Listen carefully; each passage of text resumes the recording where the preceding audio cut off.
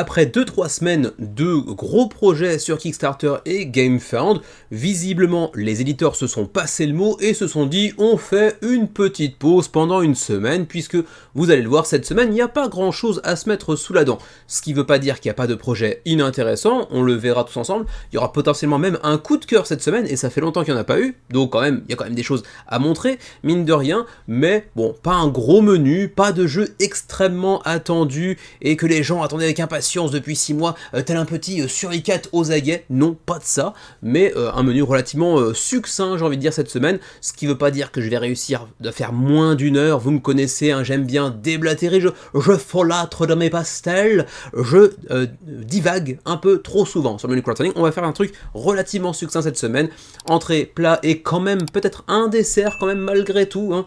On se lance donc sans plus tarder avec les entrées de la semaine.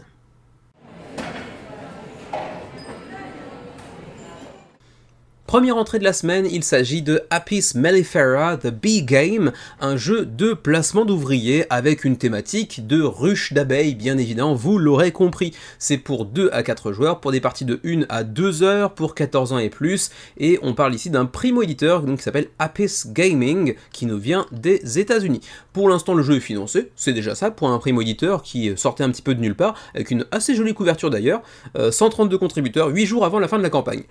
Assez jolie couverture, disais-je, en réalité le reste est pas aussi joli que ça, vous allez voir, ça reste quand même un truc qui ressemble un peu à un prototype avancé certes, mais à un prototype quand même. C'est pas diablement joli sur la table, mais c'est peut-être très très cool, ça je ne saurais pas vous le dire en l'état. Mais bon, c'est un jeu de placement d'ouvriers, il y a des petites abeilles meeple toutes mignonnes, ça peut faire le job, il y a des petits événements qui vont venir aussi impacter parfois le cours de la partie, mais bon, fondamentalement ça reste un jeu de placement d'ouvriers relativement classique, ça a l'air d'être relativement intéressant. Si vous aimez ce genre de jeu là et que vous aimez les abeilles, j'ai envie de dire pourquoi pas. Allez checker éventuellement la vidéo, le vent souffle fort dehors, la vidéo Easy Board Games, qui est un francophone mais qui parle en anglais dans ses vidéos, donc il faudra quand même bien sûr capter un petit peu la langue de Shakespeare pour pouvoir s'y aventurer.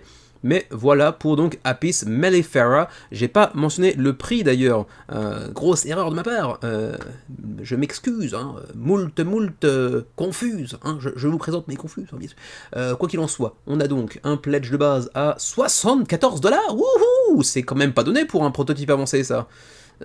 C'est aussi peut-être là que le bas blesse, parce que j'ai envie de dire 132 contributeurs, c'est pas énorme, c'est pas mal, mais c'est pas énorme, mais pour ce prix-là, je comprends mieux, parce que 74$ pour un jeu qui, visuellement, en termes de composants, envoie pas tellement du pâté, enfin, du miel, pour être plus thématique, un peu chéro quand même, pour être tout à fait honnête, hein. Bon, on verra bien ce que ça donne à la fin de la campagne, en tout cas, c'est financé, donc pour Apis Mellifera The Bee Game. C'est également financé pour KO, vous vous en doutez avec le titre, hein, bien évidemment, c'est un jeu de boxe pour 2 joueurs, donc un duel, hein, typiquement, pour des parties relativement courtes, de 30 à 45 minutes, et pour 12 ans et plus, un jeu donc de boxe dans lequel vous allez vous affronter en utilisant un système relativement classique de gestion de main. Vous voyez que chaque personne a son propre plateau sur lequel il va apposer le personnage de son choix, il y en aura bien sûr tout un tas qui auront leur propre petite spécificité asymétrique, et à partir de là, c'est un jeu qui, encore une fois, fondamentalement est basé sur de la gestion de main. Vous allez choper des cartes pour avoir une main de 7, 6, 8 cartes, j'ai oublié exactement, et vous allez les activer en simultané, avec des cartes bien sûr plutôt orientées attaque, d'autres plutôt orientées défense, vous l'imaginez bien évidemment. J'essaie de vous retrouver un petit aperçu de gameplay, en tout cas, voilà, ici, c'est comme ça que ça passe. Sinon, allez checker la vidéo, elle est très bien faite d'ailleurs. Bon, c'est en anglais, mais c'est quand même assez bien foutu. Donc vous révélez en simultané les cartes, vous avez des cartes de bloc, des cartes d'attaque, vous pouvez essayer, et vous devriez d'ailleurs essayer de pousser votre opposant dans les cordes, parce qu'il est plus facile à... comment dirais-je, à mettre KO en fait tout simplement. Une fois que la personne est tombée, il y a aussi d'autres mécanismes qui rentrent en jeu justement pour voir s'il est bel et bien KO, s'il va réussir à se relever, avec une gestion assez marrante, parce que vous voyez c'est un décompte de 5, 10 secondes, j'ai oublié, en boxe, et donc on va relancer le dé plusieurs fois, jusqu'à 5 fois, vous le voyez ici. vous pouvez vous défausser de plusieurs cartes pour vous relever, ou jouer ça au dé parce que vous avez plus assez de cartes, vous voulez pas les sacrifier, vous prenez le risque de jouer ça au dé, mais du coup ce sera plusieurs lancers potentiels jusqu'au gong final du chaos décisif, on va dire. Votre personnage va aussi prendre des coups sur différentes parties du visage qui vont être marqués sur le plateau, vous allez retourner des parties de votre visage en fait, qui vont être marqués par les coups adverses. Donc assez bien pensé de ce point de vue-là. On aura des combattants masculins et féminins également. Également pour ceux qui se poseraient la question, et c'est tout à fait légitime et compréhensible, de l'intelligence artificielle, de l'utilisation de l'IA générative pour la direction artistique, oui, il a utilisé de l'IA, mais attention, il a nourri l'IA avec ses propres tableaux pour qu'elle reproduise son propre style graphique, pour en faire des illustrations un peu façon justement peinture, en respectant un peu son propre style. Donc oui, il a utilisé de l'IA pour se pomper lui-même son propre style. Donc est-ce qu'on peut encore parler de vol à ce niveau-là? C'est compliqué. Mais aussi, le mec, si tu fais des tableaux, est-ce que tu pouvais pas juste illustrer toi-même ton propre jeu? Alors ça aurait pris beaucoup de temps, hein, j'imagine bien, mais tout de même, c'était faisable. Sachez également que vous avez une review également par le Meeple Reporter, donc pour ceux que ça pourrait intéresser, jetez-vous dessus, ça vous donnera l'occasion de voir un peu plus ce à quoi peut ressembler KO via une vidéo dédiée sur le sujet qui vous en apprendra bien plus que ce que je ne pourrais faire dans ce petit segment de menu crowdfunding. Sachez que vous avez une version de base à 45 € pour la version lightweight. Ensuite, vous avez ici 2 copies pour 80, donc une petite réduction sur la copie. Donc c'est le moment de faire des mini pledges groupés, idem avec le pledge heavyweight à 140 €. Donc bien sûr, chaque copie est un petit peu moins chère lorsque vous prenez des pledges groupés comme celui-ci, mais en réalité ça veut dire qu'il y a un seul niveau de pledge en réalité, il n'y a pas plus que ça, même si vous pouvez ajouter en add-on un KO Legends Expansion Pack à 15 € qui vient, j'imagine, rajouter des combattants supplémentaires, des choses comme ça, quelques petits éléments de gameplay en plus, Hammer Champion, Hurricane Champion, Rage Champion, plus de champions et de championnes pour encore plus de rejouabilité, de modularité on va dire. Mais pour un jeu de boxe relativement court, qui a de sortir assez facilement, d'être assez facile à prendre en main également, ça marche plutôt bien du côté de chez GameFound, parce qu'on est actuellement à 315 backers, 18 000 € d'engrangés, 13 jours avant la fin de la campagne. On enchaîne avec le nouveau projet de Pleasant Company Games, c'est son 8e projet, vous les connaissez peut-être pour Ancient Terrible Things, c'était le même studio et je crois que le même illustrateur également, un jeu qui avait fait plusieurs campagnes d'ailleurs, qui a toujours plutôt bien marché d'ailleurs, hein, qui a commencé en 2015, est-ce qu'il y avait, non, il y avait déjà une campagne avant, hein, 2013, puis 2015, puis 2018 et enfin en 2023 pour une nouvelle version remodelée, on va dire, une refonte visuelle et de mécanique également, pour une campagne qui avait plutôt bien marché avec 1843 contributeurs à l'époque. Et donc ils nous reviennent avec leur nouveau projet qui s'intitule donc Schlock B-Movie Magnet. Autrement dit, on vous parle ici d'un jeu dans lequel vous allez créer des films de série B, voire même de série Z, pour être tout à fait honnête. C'est pour 1 à 4 joueurs, c'est pour 30 minutes la partie, en réalité pas tant que ça, parce que je crois que c'est 30 minutes par joueur, hein, si mes souvenirs sont bons. Ouais, ça doit être ça, parce qu'ils disent ici 60 minutes, alors que là ils disent 30. Donc il y a déjà un petit souci, c'est peut-être 30 pour le solo, et 60 pour le 2 à 4 joueurs, en tout cas on peut l'imaginer. Là c'est écrit 2-4, là c'est écrit 1-4. Bon, faut un petit peu aller à la pêche aux informations, là c'est un tout petit peu dommage. Et là on nous dit 13 ans et plus, et là on nous dit 10 ans et plus. Là de ce point de vue là je trouve qu'ils n'ont pas vraiment assuré. Donc ça c'est un tout petit peu dommage. C'est un petit peu dommage parce que le reste en réalité est plutôt intéressant. Je vous parlais tout à l'heure dans l'introduction d'un mini coup de cœur, et c'est Schlock en réalité. Dans les entrées, c'est très très rare que je mette un coup de cœur dans les entrées de la semaine. Et en vrai, c'est un mini coup de cœur, c'est pas un gros kiff non plus. Je vous explique un petit peu le contexte derrière, c'est que un des joueurs de notre groupe, qui n'est donc pas Xavier, même si c'est mon principal partenaire de jeu, un de nos partenaires réguliers avec lequel on joue une fois par mois, une fois tous les 2 mois, qui est également un collègue, adore les films d'horreur et les films de série Z. Et du coup, Schlock B-Movie Magnet, ça pourrait typiquement, thématiquement, être un jeu qui le fait délirer. Et je pense que c'est en grande partie pour cette raison que je lui attribue un mini coup de cœur, parce que si je n'avais pas ce pote, donc Fabien, qui aiment ce genre de choses-là, clairement, je serais passé beaucoup plus vite à travers cette page, sans vraiment regarder dans le détail. Mais il se trouve que Schlock B-Movie, il a l'air plutôt cool, il est pas très cher, hein, 45$ le pledge, il est plutôt bien produit, alors certes les pions sont hyper random, hyper classiques, mais bon, c'est un petit peu rétro dans l'ambiance, donc ça peut se justifier aussi par là. On a des petites caméras old school plutôt cool également, old school plutôt cool, très redondant, phonétiquement parlant en tout cas. Et en fait, ça me fait penser un tout petit peu aussi à Jisogi, et c'est pour ça que ça m'attire aussi, parce que vous allez drafter des éléments de titres de films, et donc l'univers qu'ils colportent bien évidemment, pour aller les ajouter sur, comment dirais-je, comment on pourrait le dire ça, Theater Marquee, comment ça s'appellera en français ça, je sais pas, les grosses affiches un petit peu à l'ancienne dans les cinémas, sur lesquelles on allait afficher les titres des films directement à la main. Et donc on va drafter différents éléments de titres pour créer un scénar. Là par exemple celui-ci est déjà complété, c'est Robot in the Void. Là on a Curse of the Wolfman in the, et on sait pas encore ce qui va être accolé en dessous, j'ai l'impression. Il faudra ajouter encore un, voire peut-être deux éléments. Là on a déjà un film qui est comment dirais-je, en cours d'élaboration, avec Below the Cabin par exemple, et ils vont venir se compléter au fur et à mesure. Là on a vu tout à l'heure le Curse of the Wolfman in the, et ben ça sera complété par Desolate Mansion par exemple, sachant que plusieurs joueurs vont pouvoir contribuer au même titre, et à la fin je crois qu'il y a un système de vote, et celui qui aura donné le meilleur titre ou un truc comme ça, va récolter des points, mais ceux qui votent pour la personne vont aussi récolter des points si la personne pour laquelle ils ont voté l'emporte, un truc comme ça je crois. En tout cas c'est ce que j'ai cru comprendre dans la vidéo de Rado. Voilà, ici la vidéo de Rado, sauf que j'ai regardé que la conclusion, donc c'est très très parcellaire ma connaissance du jeu, vous en conviendrez. Donc dans la boîte on a donc ces 12 theaters, donc les 12 cinémas, donc plus ou moins grands bien évidemment. Je mets une question de prestige aussi derrière. Des petites caméras, les dés, ensuite un score track, donc une piste de points, double épaisseur d'ailleurs, ensuite des plateaux un petit peu assemblés façon puzzle, sur lesquels on va donc ajouter les différentes tuiles qu'on va pouvoir drafter.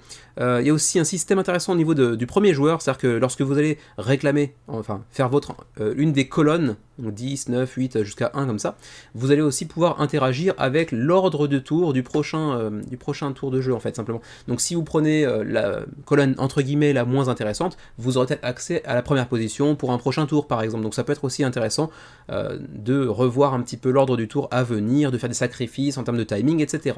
Ensuite, masse de tuiles pour justement élaborer vos films, et sachez que dans la campagne, vous avez aussi une petite extension intitulée The Expansion, bon, logique, avec 99 nouvelles tuiles, et qui est gratos pour tous les backers. Donc ça va renouveler encore plus le pool de tuiles que vous pourrez aller choper, et donc faire des titres encore plus déments.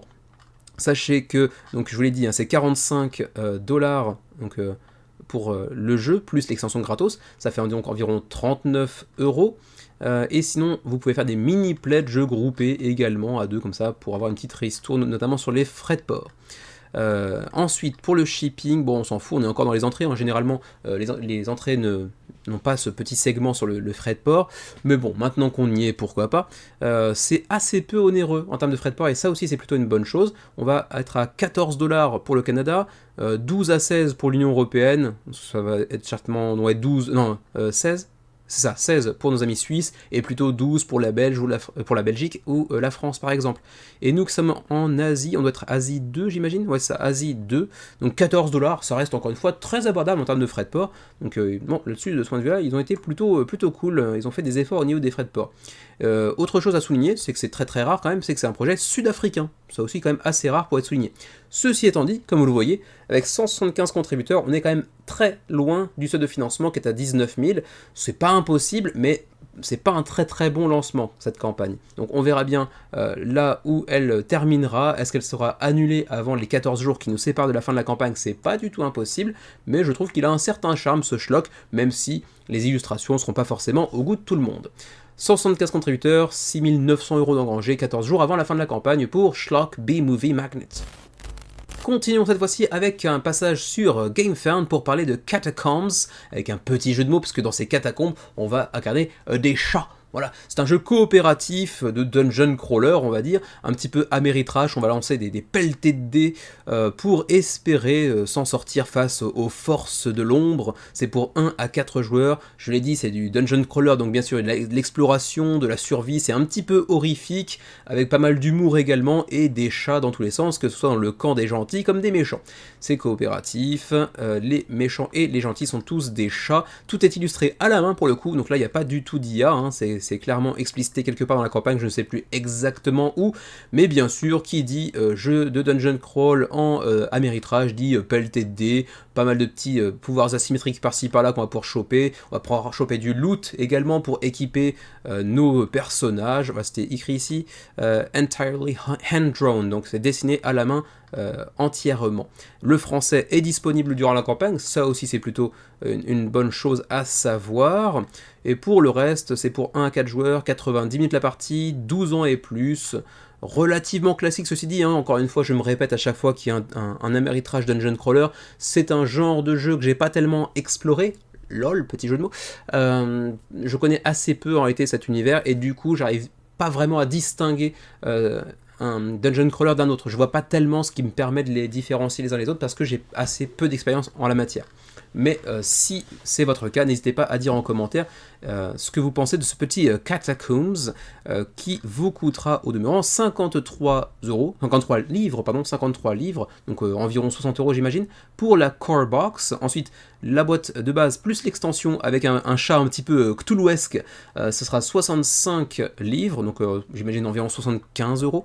Le full set qui va ajouter une sorte de tapis de dés, sauf que c'est en 3D, plus une miniature de vampire, ce sera à 100 livres, et puis sinon j'avais vu qu'il y avait un autre pledge, voilà le Ultra Set, Ultra Warrior Set à 140 livres, pour avoir quoi de plus. Alors on a un Dice Tray, on a un Playing Mat, que j'imagine être en néoprène, ou ça doit être de néoprène, qu'est-ce qu'on a d'autre encore, des figurines, des acryliques également, Cthulhu, ouais bah ouais, évidemment qu'ils allaient faire ce jeu de mots Cthulhu.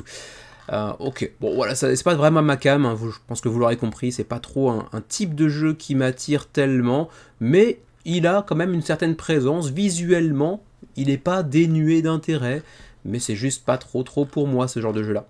Vous me direz ce que vous en pensez donc de ce Catacombs, a Catventure Game. Pour l'instant on est à 137 backers, environ 15 000 livres d'engrangés, donc en 70% de financement environ, 26 jours avant la fin de la campagne.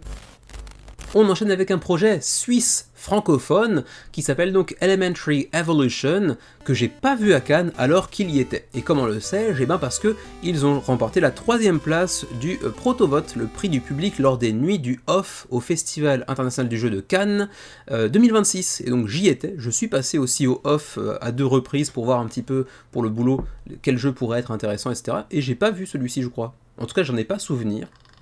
Donc ouais, quoi qu'il en soit, projet suisse donc, 141 contributeurs, c'est donc déjà financé avec 8134 euros, 27 jours avant la fin de la campagne, et c'est choupi, c'est très choupi, c'est un jeu assez abordable pour 2 à 4 joueurs, pour 10 ans et plus, 10 minutes par joueur autour de la table, donc assez facile à sortir, accessible, malin et hautement rejouable sont les mots-clés qui sont mis ici en avant en tout cas. On a masse de cartes de différents éléments, le feu, la terre, l'eau, l'air et puis l'éther également. Et puis pas mal de petites tuiles qui vont être disposées au milieu de la table également. Comment ça se joue? Eh ben, on met en place le jeu, on dépose les jetons créateurs élémentaires au centre de la table, on a un deck de distorsion temporelle, ensuite on va mélanger un gros deck et piocher 5 cartes, et à partir de là c'est de la gestion de main en réalité, avec gestion du timing, quand est-ce qu'on pose telle carte et pourquoi, à quel moment, parce que les cartes, les élémentaires vont avoir aussi des effets. Lorsque vous posez une carte, au-delà de la carte en elle-même, vous avez aussi appliqué l'effet de l'élémentaire en question. Pour le feu, ce sera l'embrasement, pour l'eau, ce sera la cascade, etc. Donc, en tout cas, c'est tout choupi, c'est très mignon. Ça se base sur des mécanismes relativement simples, mais pas dénués d'intérêt, avec pas mal de stratégies, notamment au niveau du timing, des actions que vous pouvez utiliser via votre élémentaire. Donc oui, ça peut être relativement intéressant. C'est pas un truc qui m'attire outre mesure, mais comme vous avez pu le constater, la page Kickstarter est en français et également en anglais plus bas, hein, pour ceux que ça pourrait intéresser. De toute façon, ils sont obligés. Hein. Sur Kickstarter, on est obligé d'avoir la page de campagne en anglais aussi. Donc vous pourrez checker par vous-même en réalité, parce que vous n'avez pas besoin de moi, tout est en français. Vous avez même une vidéo de le franc jeu qui vous propose un petit, je crois que c'est un podcast avec l'un des auteurs du jeu. Donc allez checker ça si ça peut vous intéresser, sachant que c'est le premier projet de Mystery Games, donc nos voisins suisses de Saxon. 141 contributeurs, 27 jours avant la fin de la campagne pour Elementary Evolution. On reste sur Kickstarter pour parler cette fois-ci de Kohaku qui revient avec une extension intitulée Big Pond, donc extension plus réimpression de Kohaku, un des 8 projets géré par Andrew Smith. Alors comment s'appelle l'éditeur lui-même?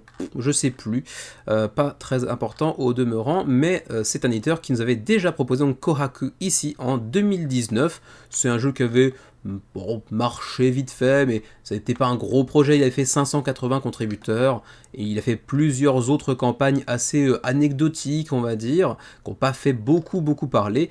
Je pense que Kohaku, ça reste à ce jour le plus connu de ces jeux, donc c'est pour vous dire. Et Kohaku, donc c'est la thématique japonisante, bien sûr. On va avoir son petit étang sur lequel on va apposer différents types de tuiles, avec des canards, des fontaines, des bambous, des hérons, ce genre de choses-là, des carpe koi, bien évidemment, qui vont avoir bien sûr tout leur intérêt, sachant qu'on va avoir un système de draft de tuiles pour composer son propre petit étang. Voilà, et donc au-delà de cette réimpression du jeu de base que l'on connaissait déjà, on a donc l'extension Big Pond qui vient ajouter différents types d'éléments de gameplay supplémentaires que j'ai déjà énuméré en partie tout à l'heure, parce que ça c'est les ajouts de la nouvelle extension, y compris la carpe koi bleue qui n'était pas présente jusqu'à maintenant, et puis également des petits chats qui vont regarder avec appétit les poissons qui passent devant eux. Je sais pas s'ils pourront les bouffer dans le jeu, mais ça me semblerait un peu bizarre thématiquement, mais peut-être, sait-on jamais. Donc pose de tuiles, set collection, assemblage, etc. Ça peut être intéressant. C'est pas un jeu qui m'attire outre mesure malgré la thématique un peu japonisante, parce que bon, je le trouve pas très joli, c'est pas un jeu qui m'attire outre mesure, ne serait-ce que même pour les mécanismes, mais vous me direz en commentaire si vous avez l'occasion de le tester, et si, enfin le cas échéant, si il est bon. Pour ce qui est des Pledge Levels, 30$ l'extension, 35 le jeu de base. Donc semble-t-il l'extension rajoute quand même beaucoup de contenu parce qu'elle est presque aussi chère que le jeu de base. Vous pouvez faire un petit combo jeu de base plus extension à 60$, ça permet de économiser 5$ pour le coup. Et puis, il n'y a pas grand chose de plus à dire que ça, au final, pour ce petit jeu de pose de tuiles avec du draft. 204 contributeurs pour l'instant, 6500€ d'engrangés, 27 jours avant la fin de la campagne pour Kohaku et l'extension Big Pond. Petit projet japonais de la semaine, ça faisait quelques temps qu'on n'en avait pas eu, avec, non remarquez ça fait 2 semaines, on avait eu Cercladia, quelque chose comme ça, bref quoi qu'il en soit, cette fois-ci c'est Hamsterium Board Game Project, c'est donc un nouveau jeu de Maru Game Design, qui n'en sont pas tout à fait à leur coup d'essai, ils avaient déjà proposé, je crois, Grow Sky, il y a environ 2 ans, un peu moins de 2 ans de ça, un jeu qui m'avait pas mal attiré lorsque je l'avais découvert sur le menu crowdfunding. Il semblait assez intéressant, c'était un jeu disons, initié avec un assez beau matos, même si la DA était assez particulière, il avait fait un résultat assez correct avec 886 contributeurs. J'aimais bien notamment ce petit plateau doublé PS qu'on voit ici, voilà, avec les éléments de rotation qui sont toujours assez intéressants. Je trouve qu'il avait quand même pas mal de gueule au final ce Grow Sky, même si j'ai jamais eu l'occasion de le tester par la suite, mais il a été repris entre temps pour la zone Japon en tout cas par Simon, donc un gros éditeur, même malgré les grosses difficultés financières qu'il traverse, qui a mis la main pas sur Hamsterium, mais sur son prédécesseur, sur Grow Sky.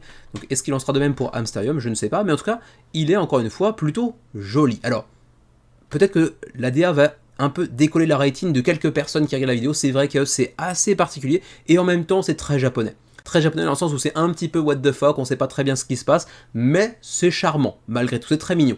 D'ailleurs, c'est un mec, le monsieur qui est créateur principal de Maru, qui adore les hamsters, hein. Les 3/4 de ses jeux, il y a des hamsters dedans. Hamsterium, c'est pour 2 à 4 joueurs, c'est pour 40 minutes par joueur autour de la table, donc attention, à 3 déjà, ça peut quand même déjà durer assez longtemps, hein, 2 heures typiquement, et c'est pour 10 ans et plus. 10 ans et plus, mais pour autant c'est un jeu plutôt initié plus, hein, j'ai envie de dire, hein, c'est quand même un gros jeu mine de rien, donc le 12 ans et plus, ouais, 10 ans et plus, me semble un poil ambitieux, mais après tout j'ai pas essayé, donc bon, faut voir. C'est un jeu principalement de placement d'ouvriers, mais c'est pas tout, il y aura aussi, on va voir hein, cette espèce de galaxie qui se présentera devant nous, plein de types de tuiles, donc un peu d'exploration aussi, et puis pas mal de, comment dirais-je, d'amélioration de matériel pour améliorer la qualité de vos actions potentielles par la suite, ce genre de choses-là. C'est pas inintéressant, il a l'air plutôt cool, mais ça fourmille un peu trop de trucs sur le plateau central, c'est un peu trop fouillis, je trouve, mais c'est pas dénué d'intérêt. On a ici ce plateau avec les upgrades, donc on va pouvoir améliorer nos actions suivantes, on va incarner ici des hamsters scientifiques dans une galaxie lointaine, on va dire, qui vont devoir produire certains types de ressources pour ensuite les utiliser, faire de la recherche dans leur laboratoire, ensuite partir un petit peu à la conquête de l'espace, sachant qu'il y a des astéroïdes qu'il faudra potentiellement détruire, ça nous permettra de gagner des points ou différents types de bonus, etc. On pourra aussi partir à la conquête de différents confins de l'espace pour choper différents types de bonus qui vont être, comment dirais-je, matérialisés sous la forme de petites tuiles de carton qu'on pourra loger directement dans le meeple. Ça, c'est plutôt bien pensé. C'est pas le seul jeu que j'ai vu faire ça. Je crois que récemment, il y avait un jeu de Awaken Realms qui proposait un truc similaire. Mais vous le voyez ici, le meeple, en fait, il a des petites encoches qui permettent de loger des tokens en carton. C'est bien pensé. Ensuite, c'est toujours aussi mimi, hein. La DA est vraiment choupi, c'est vrai. Il y a un côté très très décalé là-dedans qui est pas déplaisant au demeurant, mais qui pourra éventuellement, j'imagine, repousser quelques personnes aussi. Ça peut faire repoussoir aussi, j'imagine. Les composants sont plutôt clean, c'est pas magnifique, mais ça fait le job, c'est plutôt intéressant.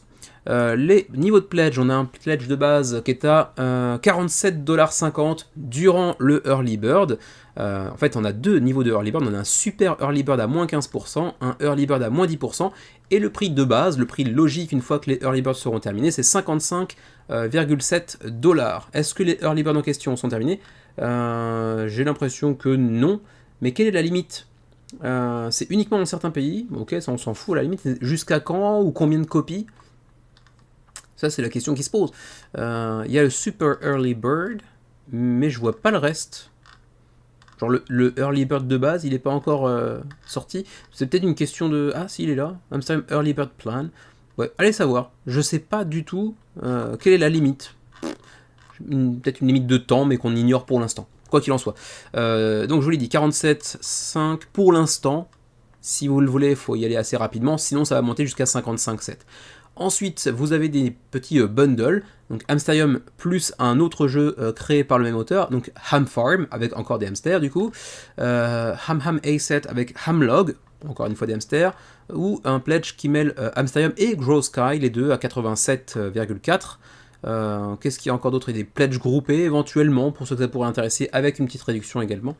On a aussi en add-on les ressources en bois plutôt qu'en carton, ça c'est plus un peu un élément de déloxification.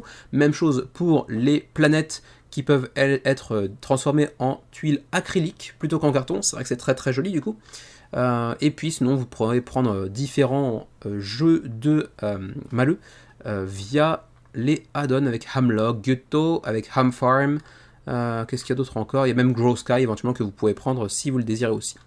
Le shipping, on passe, hein, ça reste dans les entrées de la semaine, mais le shipping le rend assez peu intéressant en réalité pour l'Europe notamment. Par exemple, si on parle de Belgique et de France, vous êtes dans la zone 4. Zone 4 Amsterdam, quel que soit le Early Bird ou Norman Plan, c'est 41$ de frais de port, donc c'est vraiment pas intéressant, à moins que potentiellement vous n'y alliez à 3 unités, donc un mini pledge groupé, auquel cas ça descend environ à 30$ per personne, un peu plus. Donc c'est pas tellement plus intéressant, mais c'est un poil mieux, quoi. Donc faut vraiment le vouloir. Je verrai bien éventuellement si je le chope au prochain Tokyo Game Market. Ça peut être intéressant, mais c'est pas un jeu qui m'attire outre mesure, pour être tout à fait honnête. 400 contributeurs, 36 000€ d'engrangés, et 30 jours avant la fin de cette longue campagne pour Hamsterium. Dernière entrée de la semaine, il s'agit de Barzone sur GameFound, un jeu où on va faire des cocktails, ce qui rappelle forcément un film avec Tom Cruise dans les années 80, 90, je ne sais plus exactement.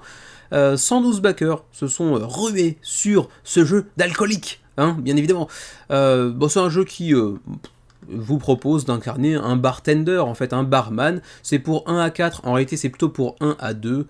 C'est un jeu de duel, mais qui peut être joué jusqu'à 4 semble-t-il. C'est pour des parties de 20 à 30 minutes pour 14 ans et plus, et quand je vous dis que c'est jouable jusqu'à 4, mais que c'est plutôt un jeu de duel, c'est aussi et surtout parce que pour jouer en duel, vous n'avez besoin d'une seule boîte, mais pour jouer à 4, ou même 3 à 4 joueurs, il faudra 2 boîtes, donc bon, il faudra pledger 2 fois le même jeu pour pouvoir y jouer à 4, je suis pas sûr que ce soit le plus intéressant qui soit.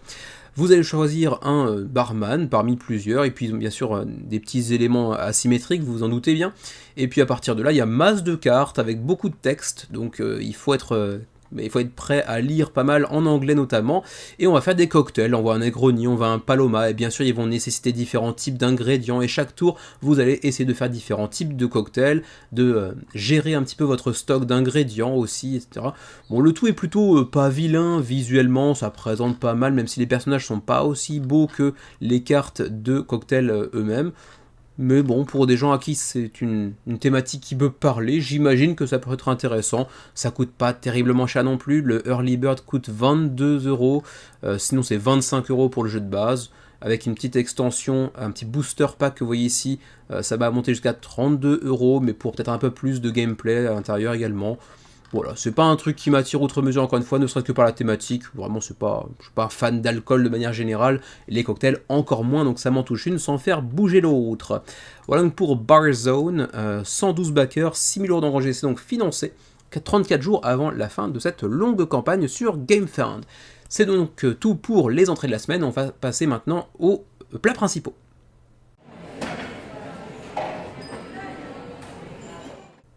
Le premier plat principal de la semaine, c'est Bloodwork The Reckoning. Bloodwork revient sur GameFound après une première campagne il y a quelques temps déjà qui avait été annulée d'ailleurs. Voilà, c'est celle-là. Bloodwork avait été annulée après quand même 547 backs, ce qui est quand même pas rien, et il l'avait annulé mine de rien, malgré tout. On était à ce moment-là à... on était déjà à 435% de financement. Il était largement financé. Il y avait 217 000$ dessus. Et pourtant, ils avaient décidé d'annuler. Bon, après, j'ai oublié, j'avais certainement checké à l'époque, mais j'ai oublié ce pourquoi ils avaient annulé. Il y avait peut-être de bonnes raisons, mais c'est vrai que c'est toujours un peu frustrant. Ça peut laisser dubitatif de voir des campagnes qui financent largement et qui décident quand même d'annuler. Bref. Entre-temps, IDMO Games avait fait aussi une sorte de pledge pour un truc qui s'appelait Reverend Run. Et là, pour le coup, j'ai pas de souvenir, c'était peut-être juste des miniatures. Je crois que c'était seulement des miniatures pour le coup. C'était pas un vrai jeu. Et donc ils reviennent avec Bloodwork qui fait son retour sur GameFound et ça marche beaucoup mieux. Ça marche beaucoup mieux, 1250 backers déjà, 230 000$ d'engrangés, 6 jours avant la fin de cette courte campagne. Attention, elle va pas durer longtemps, donc si vous voyez cette campagne et que vous êtes intéressé lorsque vous regardez le menu crowdfunding, il faudra vous dépêcher d'aller sur GameFound parce que ce sera bientôt terminé semble-t-il. Et donc c'est l'œuvre de IDMO Games, on parle d'un jeu coopératif pour 1 à 4 joueurs, pour 90 minutes la partie, ou la session en réalité, puisqu'il s'agit d'un jeu en campagne coopérative, une campagne narrative dans un univers un petit peu RPG relativement classique, on va dire que c'est un petit peu de la dark fantasy, avec différents types de personnages plus ou moins asymétriques, bien sûr des éléments d'équipement, de loot qu'on va pouvoir choper pour les rendre plus puissants, plus efficaces, des nouvelles compétences à choper en cours de route qui vont nous permettre de créer des synergies avec d'autres compétences déjà établies ou avec d'autres personnages autour de la table, bien sûr, parce que c'est un jeu coopératif qui va nous amener également à évoluer dans différents lieux, dans différents types de biomes, avec bien sûr tout un bestiaire derrière, plein de monstres à aller affronter. Je le disais tout à l'heure, c'est 90 minutes par session, mais au total, vous en avez pour environ 50 à 60 heures pour résoudre l'entièreté de la campagne. C'est pour 1 à 4 joueurs, c'est pour 14 ans et plus, il y a 36 missions, voire même un peu plus. Bon, 36 et plus, bizarre comme façon de le noter, peut-être parce qu'il y a des embranchements scénaristiques qui font que vous serez amené à faire un peu plus que ça en réalité, je ne sais pas exactement. Voilà, pour ce qui est du jeu, vous voyez qu'il y a quand même masse de miniatures, qui ont l'air d'être très jolies d'ailleurs, les miniatures ont l'air d'être très très classe. Bon, je sais pas si vous êtes amateurs de peinture sur miniature, mais il y a moyen de se faire plaisir avec celle-ci quand même, j'ai l'impression. Pour le reste, on va pouvoir donc améliorer, on va dire, notre personnage avec différents éléments d'équipement, des arcs, des flèches, des masses d'armes, des bottes, sur les choses là, donc plein de trucs qui rendront notre personnage plus intéressant. Vous voyez qu'il y a déjà pas mal d'asymétrie aussi, bien sûr, entre les différents personnages de base. Je vous parlais tout à l'heure d'une campagne annulée lors de la première apparition de Bloodwork sur GameFound. Il est revenu et apparemment des changements ont été opérés et le rendent encore meilleur. En tout cas, c'est ce que nous dit Alex de la chaîne Board Game Co, qui est certainement un des créateurs de contenu que je respecte le plus dans la sphère anglophone. Donc en général, sans prendre ça pour argent comptant, j'ai tendance à penser qu'il est plutôt honnête. D'ailleurs, il ne fait pas payer ses reviews aussi, c'est un élément de plus à mettre à son crédit. Quoi qu'il en soit, si vous êtes amateur de jeux narratifs en campagne, avec de la fantasy, dark fantasy, etc., petit clin d'œil à Dylan qui nous regarde certainement, peut-être que Bloodwork The Reckoning pourrait être pour vous. Il y a une extension aussi pour ceux que ça pourrait intéresser, pour enrichir encore un peu plus l'expérience, à voir si ça peut vous tenter. Ici, ils mettent en avant pas mal d'éléments de gameplay avec des Dual Faction Campaign. Vous allez choisir votre allégeance, et en fonction de ça, bien sûr, les missions vont être différentes, les ennemis vont être différentes, etc. Ça va avoir un impact assez prépondérant. On a un système de combat qui semble-t-il être assez innovant. Les dégâts, les blessures que vous allez subir vont être localisées. Ça peut être la main, les pieds, la tête, etc. Donc ça va avoir un impact sur le long terme aussi, avec un système de blessures qui est persistant. Donc sur le long terme, il va falloir gérer ça de manière assez efficace pour espérer aller jusqu'au bout de l'aventure. Vous allez être altéré au cours de la partie par de la corruption aussi, ça c'est un truc relativement classique aussi. Donc il y a plein de petits éléments par-ci par-là qui sont pas forcément hyper novateurs en soi, thématiquement j'ai envie de dire, mais qui peut être tout à fait agréable dans le gameplay, d'autant plus que la DA est plutôt très réussie, si tant est qu'on aime la Dark Fantasy bien évidemment, et les belles miniatures. Mais ouais, ça peut être un jeu assez intéressant, typiquement un jeu pour Dylan, 2 clins d'œil en l'espace de 3 minutes, pour te faire cracher ta tunasse. Il est suisse, ça va, il est blindé forcément. Stéréotype quand tu nous parles.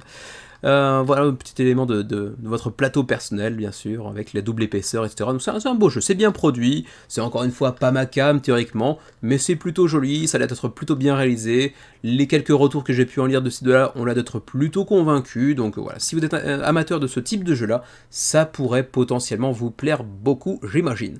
On a une core box à 89$, et puis vous avez une édition deluxeifiée avec toutes les miniatures, etc. pour 150$, qui sont des prix relativement classiques pour ce type de jeu-là. Pour le shipping, puisque maintenant nous sommes dans les plats principaux, on peut en parler.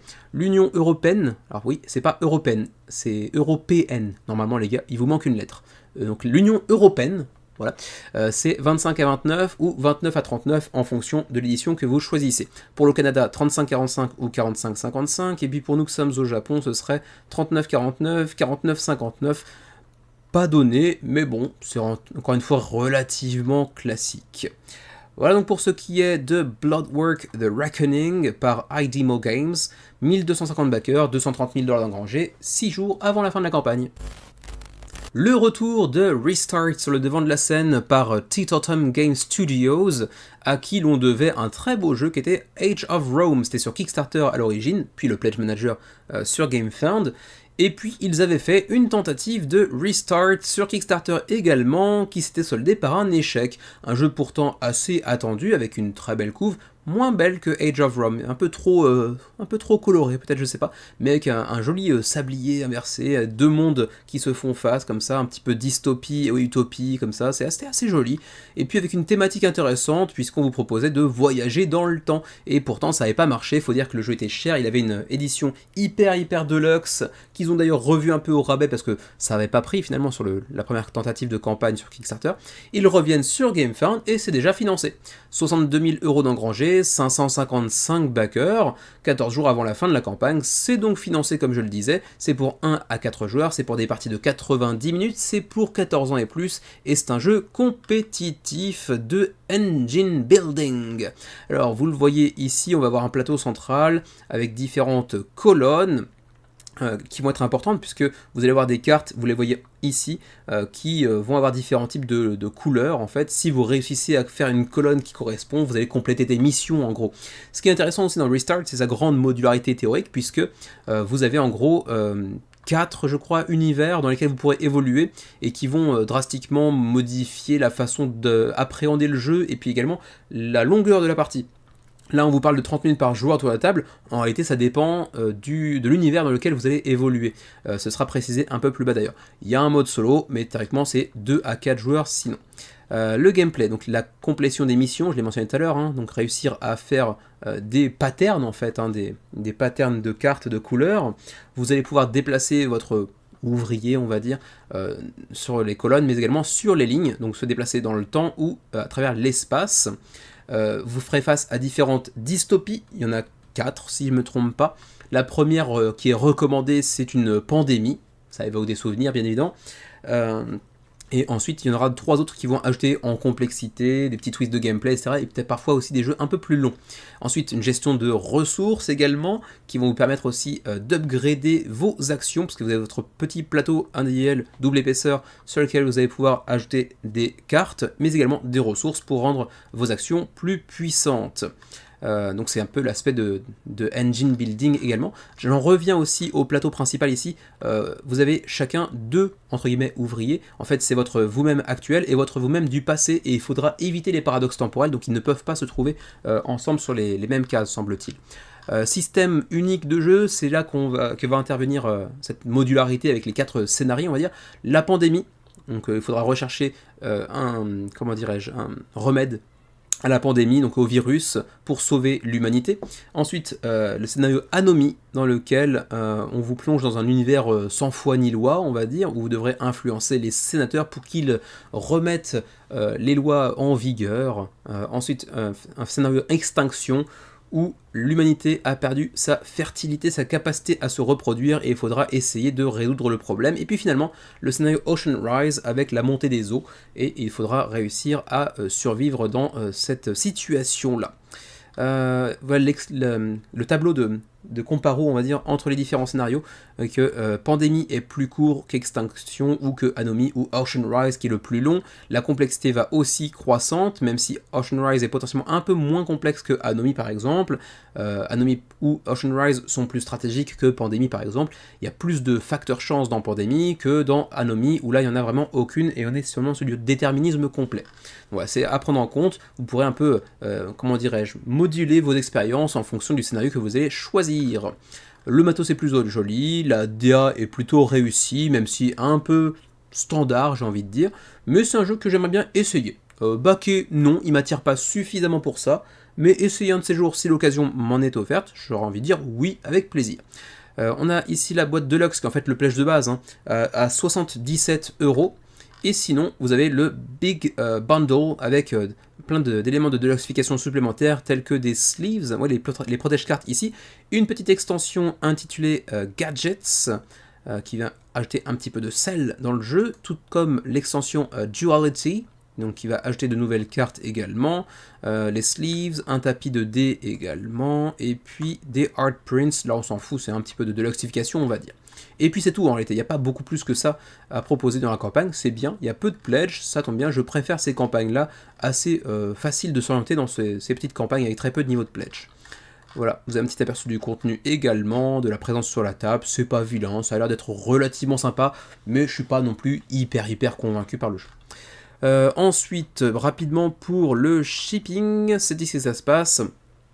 Pour la Belgique ou la France, c'est 20 à 22€ de frais de port. Pour nos amis suisses, c'est 23 à 25. Pour nos amis canadiens, québécois, c'est 29 à 32 dollars, en 32€, pardon. Le prix en dollars canadiens est écrit en dessous de toute façon.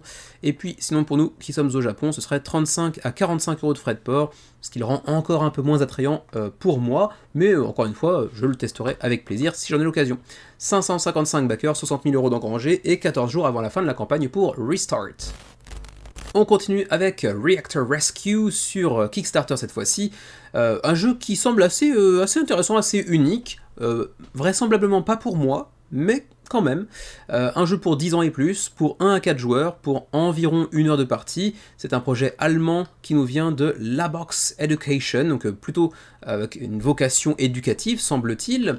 Déjà 1200 backers sur le projet, pour un primo-éditeur, c'est quand même plutôt très cool en vrai. 20 jours avant la fin de la campagne, et déjà plus de 100 000€ d'engrangés. Alors pourquoi je dis que ça a l'air super intéressant, mais pas pour moi? Parce que, au-delà d'être un pur jeu de société, c'est aussi un jeu d'ingénierie où vous allez vraiment devoir réparer votre vaisseau. Parce qu'en fait, vous avez une cité avec un réacteur qui est en train de péter, et donc vous avez à cœur d'arriver sur la cité pour le réparer.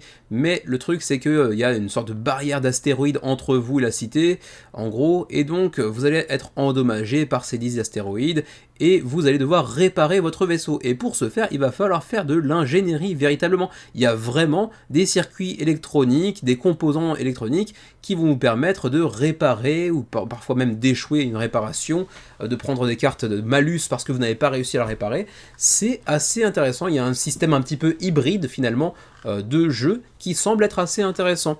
Alors, vous le voyez ici, les fameux Build Circuits to Fix Your Spacecraft. Donc, vous allez réparer votre vaisseau spatial en utilisant des circuits électroniques de réels, hein, pour le coup. Ça va allumer des petites diodes, des petites lampes par-ci par-là pour vous signifier que vous avez réussi votre réparation ou au contraire que vous l'avez échoué. Si vous réussissez, vous allez pouvoir choper des bonus. Si vous ratez, vous allez pouvoir choper des malus par exemple. Et c'est vrai que c'est assez intéressant de ce point de vue-là. C'est un truc que j'avais encore jamais vraiment vu. Peut-être il y a un ou deux jeux qui semblaient le proposer. Je me rappelle qu'il y a 2 ans, environ 2 ans, j'avais présenté une campagne qui avait l'air super intéressante de ce point de vue-là, et c'était un gros scam, semble-t-il. Je ne l'avais pas backé, donc j'ai pas suivi le projet, mais j'en avais vaguement entendu parler via une publication sur un groupe anglophone Facebook, je crois, où les backers ne l'avaient pas réceptionné, ou alors ils l'avaient réceptionné, mais c'était vraiment merdique, je ne me souviens plus exactement. Mais en tout cas, c'était un gros flop. Là, pour le coup, ça a l'air d'être relativement cool sur le papier. À voir dans l'exécution, mais en tout cas, le matériel a l'air d'être vraiment classe. Le jeu semble intéressant. C'est juste que c'est pas ma cam. J'étais pas vraiment fan du cours de techno quand j'étais au collège, même si j'aimerais bien essayer encore une fois, mais c'est juste pas suffisamment attrayant selon mes goûts à moi pour me jeter dessus sur Kickstarter. Mais ouais, si un jour j'ai l'occasion de tester, pourquoi pas, ça peut être assez fun, mine de rien. En tout cas, ça a le mérite d'être assez original, assez novateur en la question. Vous me direz éventuellement si c'est quelque chose qui pourrait vous intéresser. Mais j'avoue que ouais, pourquoi pas, Reactor Rescue, ça peut être relativement intéressant.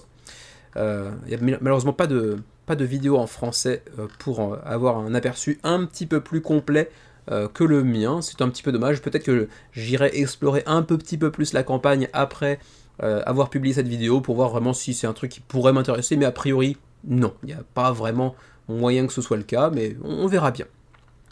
Les niveaux de pledge maintenant, 64 € pour Reactor Rescue, ce qui, vu les composants, semble pas déconnant. Ensuite, on a un Explorer Pack à 69 € qui vient ajouter un plateau en bois. Ok, pourquoi pas. Ensuite, un pledge à 99 qui va ajouter Boss Trace, un autre jeu du même studio, j'ai l'impression. Donc c'est pas leur premier jeu, mais c'est juste leur première campagne sur Kickstarter, j'ai l'impression. Puis après, il y a des pledges groupés. Bon, c'est à peu près tout ce que je peux vous dire en vrai. Languages, donc je l'ai dit, hein, de l'allemand, de l'anglais, mais malheureusement pas de français. Et puis pour le shipping... Ah, attendez. Ah, ok, si. Ils sont en train de planifier une sortie avec du français également. Probablement plus en PDF qu'en version physique, mais en tout cas, c'est pas impossible. On verra. Shipping donc, Canada, 19 à 30 € selon le pledge que vous allez sélectionner. Pour la France et la Belgique, c'est combien? Belgique, c'est 13 à 16. France, c'est 17 à 18. Pour nos amis suisses, ce serait quoi du coup? J'imagine que c'est Rest of the World pour le coup. Ah non, c'est peut-être ici, c'est peut-être 13-16 aussi. Et puis pour nous qui sommes au Japon, ce serait Rest of the World par contre. Auquel cas, 30 à 50 € de frais de port. Voilà donc pour ce qui est de Reactor Rescue, assez intéressant, assez novateur semble-t-il. 1200 contributeurs sont déjà convaincus. Qu'en dites-vous? En tout cas, pour l'instant, le projet est largement financé 20 jours avant la fin de la campagne.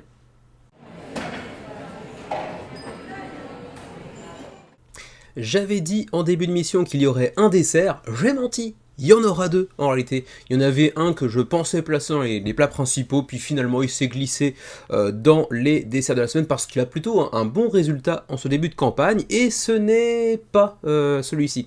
Celui que vous voyez actuellement, c'était celui qui était prévu à l'origine, à savoir River Valley Jewel Craft, le digne successeur de River Valley Glassworks qui était apparu il y a de ça environ 1 an et demi, 2 ans sur Kickstarter, que Xavier a réceptionné entre temps, et c'est vrai qu'on l'a testé une fois ou deux ensemble. C'est plutôt sympa, c'est un jeu, disons, quand même oubliable, c'est pas un jeu qui va laisser des souvenirs impérissables, mais c'est plutôt agréable. J'ai pas eu l'occasion de le tester en solo, mais Xavier en disait plutôt du bien. Celui-ci est un petit peu plus poussé, tout petit peu plus complexe que son prédécesseur, j'ai envie de dire, dans le bon sens du terme. River Valley Jewel Craft, donc pour l'instant c'est lancé sur Kickstarter il y a 4 jours, et il a déjà accumulé près de 3500 contributeurs, ce qui est plutôt un bon score, 320 000 € d'engrangés, largement financé bien évidemment. C'est du All Craft, du All Craft, non, je mélange Jewel Craft et All Play. C'est du All Play, donc bien évidemment que c'est financé assez rapidement. C'est un éditeur connu, reconnu, qui en est à sa 34e campagne sur Kickstarter. Ils sont expérimentés, ils savent comment s'y prendre, et ça se voit. Chacune de leurs campagnes se solde généralement par de beaux succès. Ils nous ont habitués à des campagnes pour 3 jeux différents, par exemple, c'est un peu leur marque de fabrique, même si parfois ils s'en éloignent un petit peu. Et ça peut donner l'impression que c'est le cas ici, c'est pas le cas. En réalité, il y a bien 3 jeux dans cette campagne, sauf que c'est la deuxième fois, si mes souvenirs sont bons, qu'ils font une campagne pour 3 jeux comme celui-ci, comme c'est le cas ici, mais en mettant un seul en avant. Ce que je trouve un tout petit peu étrange, parce que c'est vrai que généralement, quand ils font une campagne triple, on va dire, souvent c'est présenté comme étant le cas, hein. Enfin triple voire même quadruple parfois, on le voit ici avec Ruins Outland, Vegas Strip and Money par exemple, ou encore on avait eu ici Pies, Lunar, Mori et It's Bacon par exemple, Charm, Culture, etc. Enfin bref, il y avait plein de jeux comme ça en triple ou quadruple campagne, et généralement c'est directement affiché comme tel dans la page d'accueil de la campagne. Mais parfois, c'est pas le cas. On avait donc, oui, ici, hein, c'est le prédécesseur, hein, River Valley Glassworks en 2024. Et donc oui, à plusieurs reprises, ils nous ont pondu des campagnes comme ça, en ne montrant finalement qu'un seul jeu, alors qu'il y en avait bel et bien 2, voire 3. C'était le cas ici pour Container, par exemple, qui était effectivement la tête d'affiche de cette campagne, mais il y avait aussi Grunts et Triangulation, par exemple. Même chose pour Mountain Goats Legacy, qui était aussi accompagné par Enchanted Ivy, qui n'était pas mis en avant, mais au moins il y avait toujours le titre des autres jeux, quand même. Là, il n'y a même pas le titre des autres jeux, c'est juste River Valley Jewelcraft, alors qu'en réalité, il y a aussi Things in Rings, et puis un autre jeu dont le titre n'est même pas évoqué ici, alors qu'il est bel et bien existant, on en parlera très brièvement un petit peu plus bas. Mais oui, donc très clairement, ils ont mis le paquet sur celui-ci, River Valley Jewelcraft, les 2 autres jeux étant un petit peu en retrait.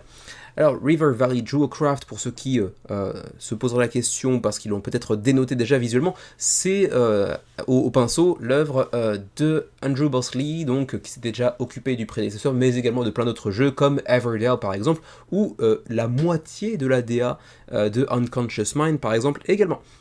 Alors Jewelcraft, qu'est-ce que c'est au final? On revient dans l'univers de River Valley, mais dans un jeu radicalement différent, hein. Le gameplay n'est vraiment pas du tout le même si encore une fois, on est sur un jeu relativement court, c'est pour 1 à 5 joueurs, 45 minutes la partie, donc une partie qui se fait assez facilement, c'est pour du 10 ans et plus, donc même si c'est un poil plus complexe que, comment ça s'appelait déjà, River Valley Glasswork, même s'il est un peu plus complexe, ça reste quand même quelque chose de très abordable.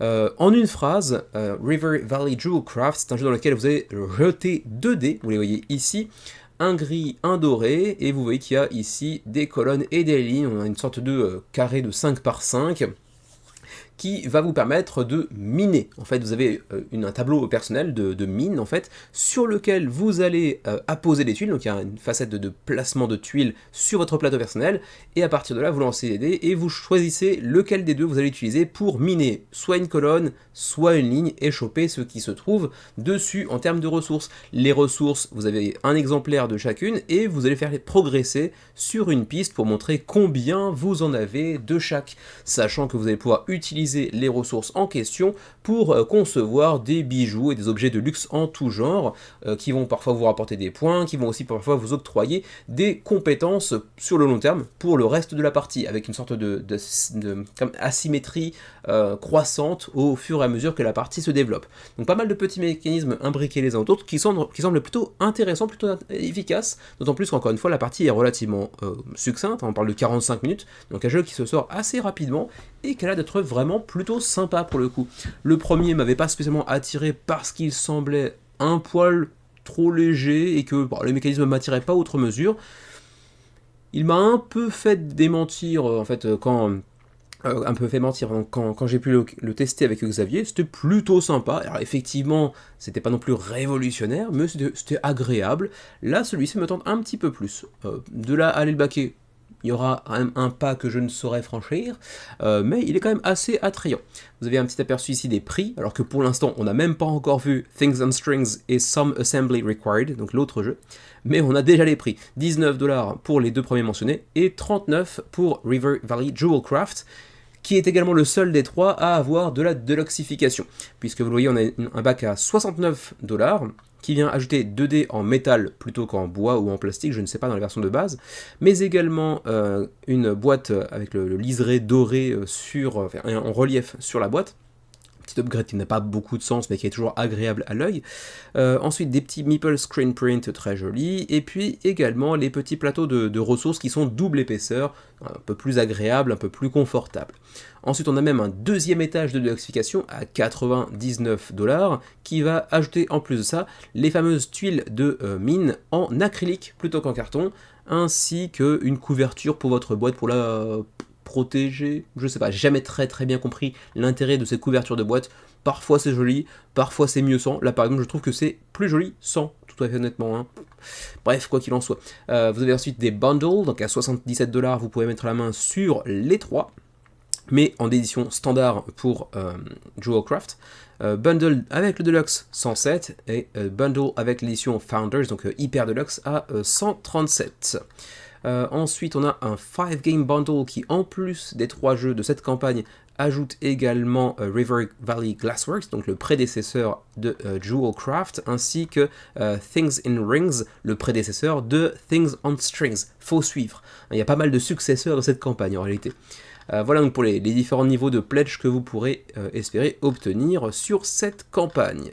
Alors pour ce qui est de River Valley Jewelcraft, on vous en parle un petit peu plus en détail. Vous avez donc un système de marché avec différentes tuiles, les fameuses tuiles que vous pouvez upgrader en acrylique si vous le désirez, et qui seront utilisées pour votre plateau personnel. Vous allez y apposer des tuiles pour pouvoir ensuite les miner en fait, simplement. Vous voyez que souvent les tuiles que vous allez mettre sont plus intéressantes que les logos préexistants, parce que chaque plateau individuel que vous allez choper, chaque je sais pas exactement, mais je crois que oui, sont asymétriques. Vous avez un départ légèrement asymétrique, ou alors peut-être qu'il y a une face asymétrique et l'autre qui ne l'est pas, je ne sais pas exactement, mais en tout cas on nous parle de plateaux uniques. Je pense qu'il y aura un peu d'asymétrie là-dedans. D'ailleurs vous le voyez qu'en haut à gauche ils sont désignés par une sorte de joyau un petit peu différent, une gemme un petit peu différente. Ensuite, les fameux dés que vous allez lancer, soit vous activez une colonne, soit vous activez une ligne, à voir. Les tokens de débris, ensuite ici la piste de collecte de ressources, avec les fameuses ressources en question. Ça ressemble pas mal à celle qu'on avait vue dans le jeu précédent, donc Jewelcraft, non pas Jewelcraft mais Glassworks, excusez-moi. Ensuite, les joueurs, enfin les plateaux de joueurs, les petites cartes de personnages, vous allez avoir un petit peu d'asymétrie également, la façon de se mouvoir sur le plateau, etc. sera pas forcément la même d'un joueur, enfin d'un personnage à l'autre. Ensuite, plein de cartes de joaillerie, de bijoux en tout genre, qui vont parfois vous octroyer des points de victoire, parfois vous octroyer des compétences un petit peu particulières. Et puis enfin, il y aura également un petit mode solo pour ceux que ça peut intéresser également. Et si c'est comme dans le jeu précédent, il y aura peut-être différents niveaux de complexité, j'imagine, à voir. Continuons, vous avez un petit comparo des 3 versions différentes avec plus ou moins de deluxification, j'en ai déjà parlé, on passe assez rapidement. Le how to play, j'ai déjà parlé un petit peu tout ça, donc on passe également. Pourquoi on aime ça? Ça c'est le côté que j'aime bien chez les campagnes de All Play, c'est ce petit why we love it. Effectivement ils défendent leur jeu, c'est normal, mais c'est pour mettre un petit peu en avant les points saillants du jeu.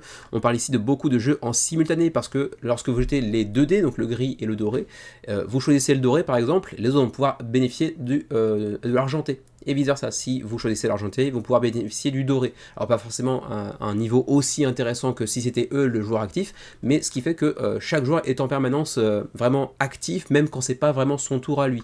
On a donc des pouvoirs asymétriques dès le début de la partie, mais également en cours de partie, lorsque vous allez créer de la joaillerie, ça va créer des compétences asymétriques de fait, donc une asymétrie progressive qui va aller grandissante. Et puis votre mine qui depuis le début est unique, hein, My Mind's Mine. Donc oui, c'est un petit peu comment dirais-je, c'est pas un jeu de mots, c'est, comment ça s'appelle déjà? Un virelangue, ça s'appelle. Un peu comme les chaussettes de l'archiduchesse sont-elles sèches, etc. Oui. Donc oui, chaque mine est complètement unique depuis le départ, donc il y a un petit peu d'asymétrie à ce niveau-là également. J'espère qu'il y aura éventuellement une face identique pour tout le monde et une face asymétrique. Ce serait plus sympa pour débuter le jeu éventuellement, mais ça n'a pas l'air d'être très compliqué non plus pour être tout à fait honnête. Ensuite, la joaillerie, bon ça on passe, on a déjà vu tout ça. Ensuite on arrive à Things on Strings, donc le successeur de Things in Rings. Alors dans Things in Rings, on avait donc un jeu d'ambiance avec 5 cercles concentriques et en leur sein la solution, quoi, en gros. Là c'est plutôt une sorte de map mentale avec différents types d'indices pour essayer de déterminer, de déduire le mot qu'on doit faire deviner. Je crois que c'est un truc comme ça. J'avoue que c'est clairement pas ma cam. En plus, il n'y a pas de version française pour un jeu qui typiquement devrait nécessiter une capacité linguistique suffisante. Donc, c'est pas quelque chose qui va intéresser grand monde sur la chaîne à mon avis. Mais je pense qu'à terme, on devrait pouvoir le voir dans des boutiques en français également. Je pense qu'il y aura une localisation à terme.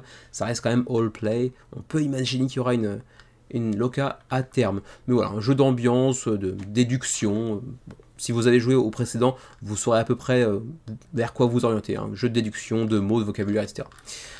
Et puis finalement, il y a aussi Some Assembly Required, un jeu un petit peu méta, puisque vous allez monter des meubles façon un petit peu Ikea, un peu comme des Kallax par exemple, pour les placer dans la pièce que vous avez devant vous, avec des petites pièces assez, enfin des pièces, pas des pièces à l'intérieur d'un bâtiment, mais les composants on va dire, qui sont assez marrants, parce que en fait c'est un peu des puzzles, vous allez pouvoir les clipser les uns aux autres pour fabriquer vos différents meubles, et en fait c'est un jeu de Tetris quasiment, j'ai envie de dire. On va placer certaines formes géométriques un peu à la Tetris dans des pièces, dans des chambres diverses et variées pour espérer de scorer un maximum de points. Il y a aussi une petite extension avec des tapis également. Voilà, ça peut être assez fun, j'avoue que la thématique est un petit peu trop méta pour moi et ça m'attire pas outre mesure, mais je peux comprendre que ça ait son petit charme effectivement de choper donc des cartes de meubles pour ensuite pouvoir espérer les monter puis ensuite les disposer dans les pièces qui sont devant nous pour scorer des points. Il y a un côté puzzle mental Tetris qui peut être intéressant, des composants assez particuliers qui sont pas inintéressants non plus, sachant que quand vous allez choper des cartes, vous allez donc assembler ces fameux petits composants pour faire une forme géométrique, et parfois il vous en restera un que vous pourrez aller mettre dans une carte qui s'appelle les spare parts, autrement dit, les petits éléments qui nous restent toujours à la fin quand on fait un meuble Ikea et qu'on sait pas, enfin dont on sait pas trop quoi faire à la fin, une fois qu'on a monté le meuble. Voilà, donc c'est une gestion de l'espace, bien sûr, maximisation de vos actions, et puis ces fameuses pièces, ces fameux composants qui viennent s'encastrer les uns dans les autres, qui vont être relativement intéressants en termes de composants. Et donc l'extension avec les tapis, mais bon, ça on s'en fout un petit peu, on passe. Théoriquement, la livraison c'est prévu pour février 2027, donc une livraison relativement rapide si tout se passe bien. Pour ce qui est des frais de port, 9$ pour le Canada, que vous preniez un seul jeu ou un bundle des trois. Même chose pour l'Union Européenne, sauf peut-être nos amis suisses qui ne sont pas dans l'Union Européenne, donc du coup ce serait 14 ou 18$, plus 2 par jeu additionnel. Et puis ensuite, pour nous qui sommes au Japon, bah, là pour le coup c'est beaucoup moins intéressant les frais de port, parce qu'on parle de 29 voire 47$ de frais de port en fonction du pledge qu'on choisit. Donc voilà, un jeu qui a l'air assez sympa, je pense que j'aurais plus d'intérêt envers celui-ci qu'envers son prédécesseur, donc Glassworks, qui était quand même sympa malgré tout. Donc ouais, à suivre, mais pas à baquer, parce que vous l'avez vu, les frais de port pour le Japon sont vraiment pas très très intéressants. Mais bon, vous me direz éventuellement ce que vous en pensez en commentaire. 3473 contributeurs au moment où je m'enregistre, 320 000€ d'engrangés, 12 jours avant la fin de la campagne pour River Valley Jewelcraft, même s'il y a aussi Things in Rings, et j'ai oublié le nom du dernier, il est même pas affiché ici, que voulez-vous que je fasse ? Et donc le dernier projet de cette semaine que je pensais d'abord inclure dans les plats principaux et qui s'est finalement infiltré, jeu de mots, dans les desserts de la semaine, c'est bien sûr Hitman The Board Game, encore une adaptation de jeu vidéo. Vous entendriez probablement Nix râler s'il était avec moi, hein, lui qui en a un petit peu soupé des adaptations de jeux vidéo. Et ben là c'est vrai que c'est un jeu dont on pouvait se poser la question de quand est-ce qu'il allait arriver en jeu de plateau. C'est typiquement une licence qui pourrait s'y prêter assez bien. On a vu popper ces dernières années quelques petits jeux qui ajoutaient l'infiltration comme un élément au cœur du gameplay. Bah, c'est typiquement une licence qui pouvait s'y prêter. Hein. Le jeu vidéo Hitman, c'est avant tout un jeu où on s'infiltre, où on se déguise pour aller buter des gens, tout simplement. Hein. Ils ont des contrats sur le tête, on est une sorte d'agent infiltré, chasseur de primes, on va dire, quasiment. Et on va essayer de défroyer des gens avec différentes méthodes plus créatives les unes que les autres. C'est donc un jeu pour 1 à 4 joueurs. Déjà, petite subtilité, parce que c'est vrai que Hitman, le jeu vidéo, c'est purement du solo. Je crois qu'il n'y a même pas de... Il n'y a même pas de mode multi, je crois, hein. C'est purement du solo, je crois. Sauf que là, on a transformé ça en jeu multijoueur et compétitif, qui plus est. Donc en fait, vous êtes plusieurs agents sur la même mission. C'est pour des parties d'environ 60 minutes, 12 ans et plus. Et c'est un jeu avec une grande modularité, comme vous allez le voir avec moi. D'abord parce que, vous le voyez, il y a déjà plusieurs maps. Il y a plusieurs maps et c'est pas juste du décorum, il y a vraiment des spécificités propres à chacune de ces maps. Une sécurité plus ou moins chargée, il y a des caméras de surveillance où il n'y en a pas, il y a un système dirigé par intelligence artificielle pour des mesures de sécurité, pour protéger le bâtiment, etc. Ou alors sur certaines maps, il y a des souterrains qui vous permettent d'accéder à des pièces sans vous faire remarquer en passant par la surface, ce genre de choses-là. Donc même les maps ont une importance capitale. Et surtout, chacune des cibles, je crois qu'il y en a 8, quelque chose comme ça. Alors je crois qu'elle était affichée un peu plus haut, quelque chose comme ça. Voilà, 1, 2, 3, 4, 5, 6, 7, 8. Voilà, il y a 8 cibles potentielles, et chaque cible peut être présente sur n'importe quelle map présente lorsque vous jouez en fait. Donc il faut savoir que chacune de ces cibles va aussi avoir un impact sur d'abord le gameplay bien sûr, mais également sur la map elle-même. C'est-à-dire que la cible principale que partage tout le monde en plus, tout le monde va devoir essayer de défourailler la même personne, et bien cette cible elle va aussi impacter la map elle-même et certaines pièces qui l'entourent. Donc ça aussi, ça permet une assez grande modularité de ce Hitman de board game, en tout cas de prime abord, c'est ce qui semble être le plus intéressant dans ce jeu-là. J'ai pas très bien checké ce qui est des agents. Les agents eux-mêmes ont-ils de la symétrie? Ça, pour le coup, j'ai oublié de vérifier. On verra certainement ça ensemble tout à l'heure. Sachez qu'également dans cette campagne, vous avez accès à cette elusive, c'est pas exclusive, c'est elusive gift box. Donc ça aussi, je pense que c'est un petit clin d'œil à la licence dans laquelle on peut aussi assommer, voire tuer des gens à coups de valises en les envoyant valdinguer dans le décor. Je pense que c'est une allusion à ça, mais je suis pas sûr, je suis pas très connaisseur en la matière pour ce qui est de Hitman. Il y a déjà pas mal de contenu à l'intérieur. En gros, c'est la boîte de stretch goals, en gros. Et donc il va se remplir au fur et à mesure que la campagne se déroule, bien évidemment. Alors, continuons, on a les niveaux de pledge ici. D'abord, le jeu de base est à 60 €, ça reste relativement abordable, mais le matos n'est pas complètement fou, on va le voir. Ça permet aussi d'aller deluxifier, bien sûr, vous en doutez bien. Avant de deluxifier, il y a d'abord le All Gameplay, donc là ça reste version standard mais avec des extensions qui viennent ajouter encore plus d'éléments de gameplay, comme son nom l'indique. On passe quand même du simple au double, 60 à 125 € pour ajouter l'extension Berlin et Signature Targets également, donc encore plus de contenu de gameplay uniquement. Ensuite, All Gameplay avec un petit peu de luxification puisqu'on aura des standees en acrylique plutôt qu'en carton. Et là, on passe à 200 €. Ça me semble être un ajout assez peu intéressant au demeurant parce que même en acrylique, c'est pas de l'acrylique transparent, j'ai l'impression. Moi, j'aime bien les standees en acrylique, effectivement, c'est quand même plus sympa qu'en carton. Quand ils sont un peu translucides, c'est plutôt joli. Là, pour le coup, ils le sont pas, donc je vois pas très bien l'intérêt. Mais bon, c'est peut-être une question de goût avant tout, mais ça fait quand même augmenter le prix de 75 €, c'est quand même pas rien. Ensuite, on a le All Gameplay avec les miniatures, cette fois-ci. Donc les miniatures, bien sûr, en gris, il faudra peindre si vous voulez vraiment en profiter, mais bon, ça peut ajouter quand même pas mal d'immersion. Là, ça coûte 220 €, ce qui n'est pas tellement différent des acryliques en réalité. Ensuite, All-in avec Acrylic Standees. All-in, All Gameplay, donc ça c'est du All-in, donc déluxification, plus les acryliques en sandy, et en fait chaque plateau va être remplacé par du néoprène, c'est bien ça? Ouais, c'est ça, voilà, c'est ce que je pensais. Mais il y a peut-être aussi d'autres petits trucs par-ci par-là, j'imagine. On a les standees, des Topken qui eux aussi sont upgradés. On aura des jetons, enfin des pièces en métal. On aura des tokens en acrylique également, donc il y a quand même pas mal d'éléments de luxification par-ci par-là dans ce all-in à 330 €. Et puis le pledge qui est vraiment le plus mis en avant par l'éditeur durant cette campagne, c'est celui-ci, bien évidemment, c'est le all-in de la mort qui tue. Donc all-in de luxification à mort et également toute la miniature. Donc là c'est vraiment tout ce que vous pouvez espérer choper dans ce jeu, le tout pour 350 €. Donc bien évidemment c'est pas donné, mais c'est un all-in, donc bien sûr vous attendez à ce que ça coûte cher, surtout avec une licence telle que Hitman où on peut vous proposer beaucoup d'éléments de deluxification. Vous avez un petit résumé des 6 pledges et des différences qu'ils peuvent proposer, et également ici pour un peu plus facilement vous orienter. Le gameplay, bon je vous l'ai dit, d'abord vous choisissez un lieu, par exemple ici Paris, et une cible, Viktor Novikov ici, mais ça peut être une autre cible par exemple, et comment dire, l'addition du lieu et de la cible vont assez fortement impacter le gameplay. Ensuite, pour ce qui est de la boucle de gameplay, de la loupe de gameplay, vous allez donc avoir une phase de jeu où on va tirer un événement qui va impacter tout le monde en réalité, hein, tous les joueurs au présent autour de la table vont être impactés par l'événement en question, que ce soit de manière positive ou négative.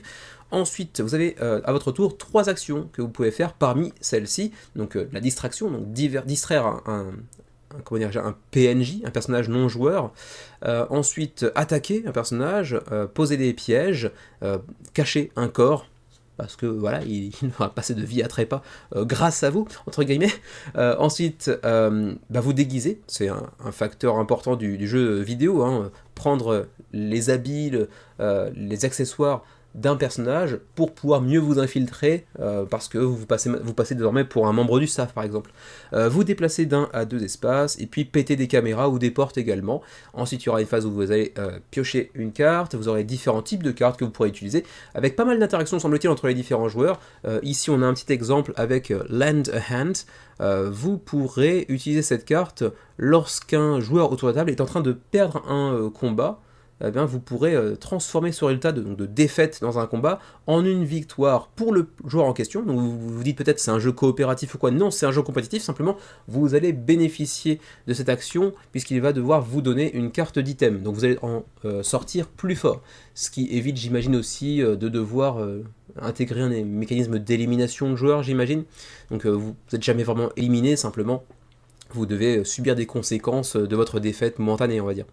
Voilà, ensuite on passe au joueur suivant, mais tout le monde est un petit peu actif en permanence, comme vous l'avez vu hein, ici. Vous avez aidé quelqu'un pendant son tour à lui et pas pendant le vôtre, donc il faut toujours rester un petit peu actif, y compris durant le tour des autres. Et donc chaque personne autour de la table se partage une seule et même cible lors de la partie, et donc c'est celui qui réussira, j'imagine, à le trucider en premier, qui l'emportera en gros. Voilà, et donc je vous l'ai dit hein, tout à l'heure, grande modularité, vous voyez que là sur la même map, on va avoir différentes cibles et qui vont ajouter leurs propres pièces dessus, mais également quelques éléments de gameplay qui vont aussi être modifiés en fonction de la cible qui sera sur le plateau. Il y a aussi un mode solo pour ceux que ça pourrait intéresser, bien évidemment.